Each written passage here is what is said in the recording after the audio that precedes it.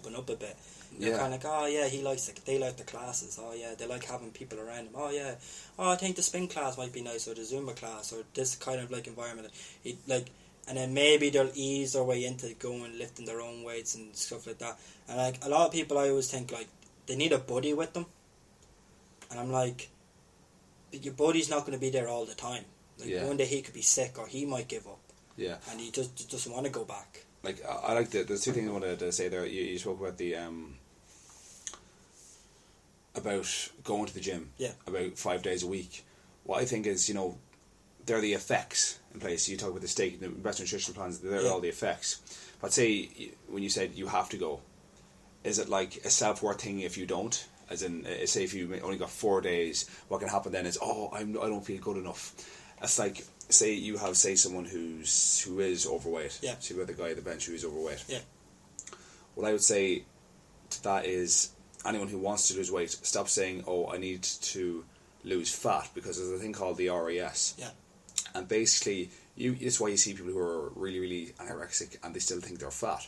Yeah. The reason being is because they only visualise themselves being fat. So if I said, I want to look like a boxer or a swimmer or a UFC fighter, I want to look like that, you will be tuned to those images, and you'll start seeing broccoli in your mind. You'll start seeing anything that really aligns up with that athlete, and you will see yourself as that athlete. But even if you did get ripped, and you're like, I just need, I am kind of happy, but I reached my goal, but I still feel that I'm fat. Yeah. Everything I see, I just see myself being that chubby person. First day. Exactly. So that's where you got to get to the cause. You have to look at and see, right, what do I resonate with most? Yeah. It's like, you could start off, say I started off in martial arts. I'm pretty crap at martial arts. Yeah. And I was getting, I was sitting at a wall, and this little white dot was a little positive feedback. Yeah. Alright? And then everyone else was just black, as in was like, you're shit, man, you're really but in my mind, that white, the black is just not there. It's all white, and it's like, oh my god, I learned this today, I learned that today. Now you could have someone like, you just see Khabib. All black. You could have someone as talented as Khabib, and he's getting, it's like the other way around, like white everywhere and a little dot. He's just sewn into that dot. All he can see is just that black wall of, I didn't get this in, I didn't get that move in, I don't know what the names of them is, but he resonates himself with that. Yeah. So same with a person being fat, I'm chubby. Or as, a smoker even. I need to... stop smoking. That's a hard thing to do, to try and stop smoking, because that's very, my great auntie, she was told, what got her to stop smoking was a doctor. The doctor just basically goes, if you don't stop, you're going to die. And that was it, smoking done. And I think it'd be hard, now, I think probably could be more smokers now than it probably was years ago, because nearly everyone I know now just smokes fags or smokes something. There's always smoking around me. I think since I've been little, all my friends were smoking. My granny smoked, and most of my family did, but not anymore. They all stopped now. But I was always around smokers all the time. And then I remember one time I go to football, and they'd be like, "Do you have asthma?" I'd be like, "No." Well, you're coughing, your breathing's very heavy, and that. I was like, "No, I'm not a smoker," and all this. I don't know where you're getting that from. All right. And now I realise it's because being around smoking, secondhand smoking, that's what. And would someone go into a gym and say to them I want to try and give up smoking? Or would they just say they want to lose weight. Yeah. But I say, if it was when I'm talking to my clients, what I'd say is, it's wordings are very words are very, very powerful. Yeah. I want to lose fat. Say, for example, I need to lose 5 kg. Instead of saying 2 months or something like that. Not even that, but I want to lose, as in that word lose, as in saying I'm so fat, I need to lose. Whereas I want to be down to, let's say, a certain amount of kgs. Yeah. Do you know what I mean? So it says phrases like that. I want to weigh this much. So everything then in your thoughts, your immediate would be actually, okay, I want to look like that athlete here. Yeah. So I am an athlete anyway. I am overweight, I know, but I'm also on that road to being ripped, and I am that character. Yeah. It all depends what character you resonate with. I remember when I was joining the gym and I was losing weight, and I had a person in mind. I had a photo of who I wanted to be. It was a footballer. I said, that looks great. And then a few people just kept going to me, oh, you won't look good looking like that, or you won't look great with all that, no, you look way too skinny looking like that. And I'm kind of like, but that's what I want to be. And then like, oh no, I don't think you look good that way. Like, and that kind of put me down kind of a way. Like, well, I mean, like, I understand how you feel like that too, but then again, when Conor McGregor was cutting to fight Aldo, but like, he looked like a ghost, man. He just scared. That was scary. But even that, and the eyes all wide when he shaved the eyebrows and the worst. But if you said it to him, he'd seen himself doing that. He'd seen him say, "I will get that belt. I will get that belt." Yeah. He didn't, Didn't matter. If any of us said to him, "Oh yeah, I think you should not do that," yeah, he's gonna be like, "Well, I'm the champ, I'm the new," you know what I mean? He sees himself as that, so that's what creates a leader sacrifice you have to do to get where your goals are. Like, he sacrificed looking like that to be the champion and win in 13 seconds, and then to move up. And then once he won that belt, he was like, okay, now I don't have to do that's one goal done. Yeah. Now I have to go to another goal, and his other goal was to be the double champ. Yeah. And now I think he's set now for martial arts. Now he wants to be a triple champ. He wants to be the first fighter to win 3 consecutive belts in 3 different weight classes. So like you said, he had one goal, he did it. He's on to his next goal. Now he did that, and now he has a third goal in mind. I think that's now what he's aiming to do. And like I said, like, you could have 2 kg. I want to lose 2 kg. That goal's done. Okay, now I want to bulk up now. I want to look bigger now, and that's just done. Then you set yourself another goal, and then all right, now I want to look a bit leaner now. And like you said, there, really opened my eyes about setting one goal, but don't let that goal just be your only goal. Keep going, make another new goal out of it, make another new goal out of it, and keep going. You don't just stop it just because, I'm happy now. The settling thing, yeah, just getting comfortable, if you know what I mean. One thing I was scared of, I don't really really absolutely muscle everywhere where I can see veins, Von veins, like this, popping out my arms, I just want to look lean, good, in dieting wise, but I was always told carbs, stay away from carbs. If you want to lose the weight, it's like a carb thing.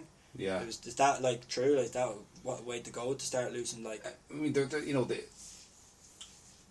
when you have the body and you understand how it works. Yeah. What different foods do, the macros, your carbs, your fats, your proteins. There's a lot to it. Yeah. What's slow releasing, what's fast releasing. There's a lot of truth. There is truth to that as well by cutting out carbs. When dropping weight.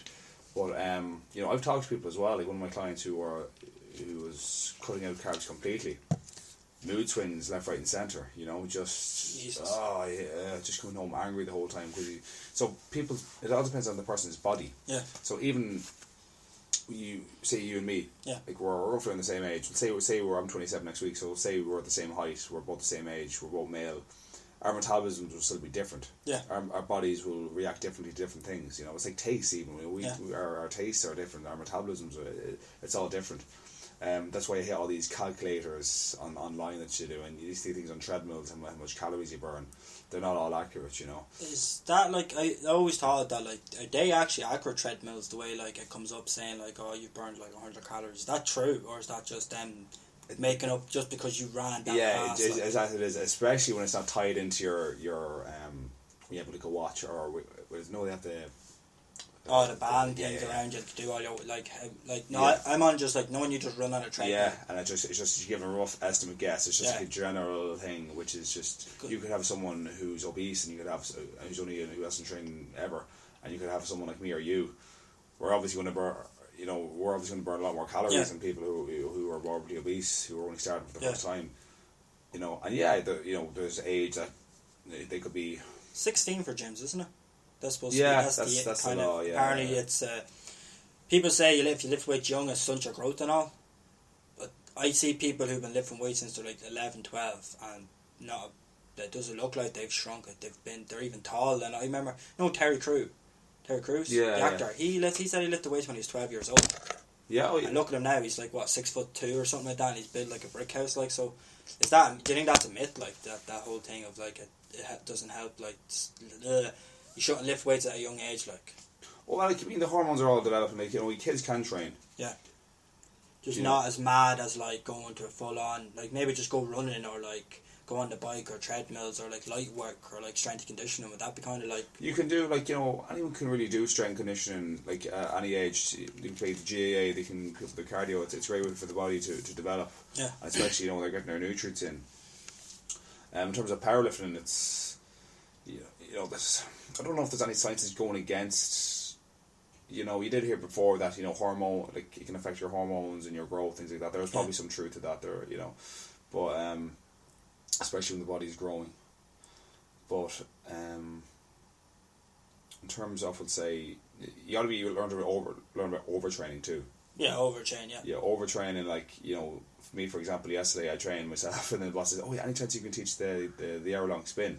I was dead yesterday. Do you know what I mean? Jesus, and what is your favourite class to teach? Like, what one of the, like, do you like them all, or is there a favourite one that you really like, just enjoy? Spin class. I love spin. It just gets me, just the endorphins. It just gets you going. Just the pumping the music and just everyone around it. Music. You have to kind of, like, them instructor for the spin. You have to kind of have a really big voice. Like, you really have to kind of be the guy in the room. Like, if you're not the guy in the room, if everyone's not looking at you, then you know that you're not. That's not kind of your kind of thing.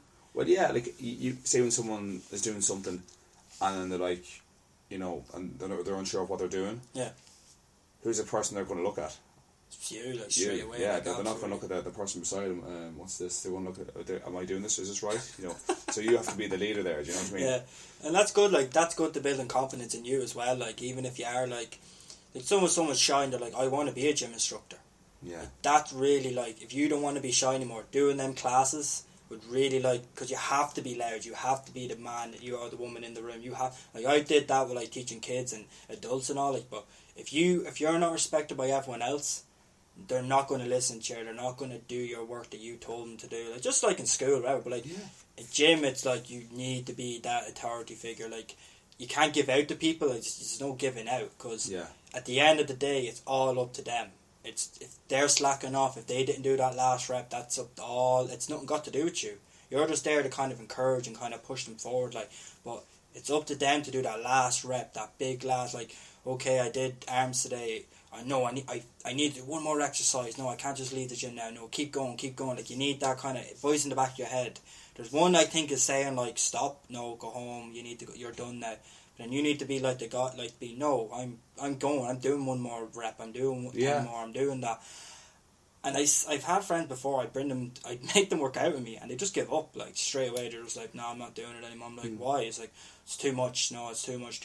I'm like, come on, like, if you're just giving up on yourself, like, and then I just leave them then. I go, right then, if you're not willing to push yourself, and you're not listening to me, you're not ready to push your own, then I can't have the time for you anymore. I don't have time to sit there and be all like, well, I'm not waiting here all day for you. I'm not. This is it. Sure. Like, and that's 100%. Like, even on my end, I think you need to make sure these people are going to commit to a certain amount of classes. When you look at, let's say, training, I want to talk about as well about why people train. I would definitely say that a large portion of people go to the gym because in their mind they're like, right, look, I'm not good enough. I'm kind of I don't train out of it. I train because of self-sabotage. I'm not good enough. Yeah. So I just need to, be up to a certain standard because I look kind of shit. So I need to be up to that standard. But the reason is, if you can switch that and, like, take those roots out of your subconscious and your core, and just say, right, instead of coming from a place of self-sabotage, do it out of inspiration. You spoke there about Conor McGregor about how he set the goals. But even you can set goals. But if that underlying belief there is saying, well, I must change because I'm kind of shit and I'm kind of a loser, so I need to do this, otherwise it's going to come into my last seat. You are the loser. Yeah. So what you need to do there is you need to whenever something like that happens, make a list. Yeah. And just write down things that happen to that are aligned with where you want to be. I mean, you want to be the winner. Write that down. Oh, such and such said I did a good job today, or this happened today. That positive feedback, and that will come back into your subconscious. And the first, when you have an instinct, that's like, oh, as in I presumed this, as you instinctively just didn't think it. Yeah. Where if you flip that around and think, oh wow, he obviously thought that was good. Yeah. So that's a great starting point. Writing stuff down and, like, breaking that old feedback loop. That kind of stuff. So I remember we were talking about you're starting off martial arts now. Yeah. And how do you find, like, from doing gym, like lifting weights and all, to going to where, like, it's you and someone else hitting each other, like, not like beating you, like, but, like, there's that. You're hitting each other, you're grabbing each other, like, what's your